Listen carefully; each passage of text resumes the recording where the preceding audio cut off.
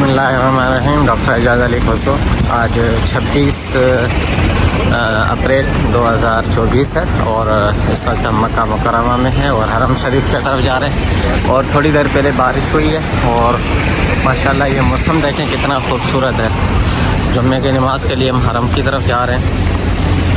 तो ये आप देखें,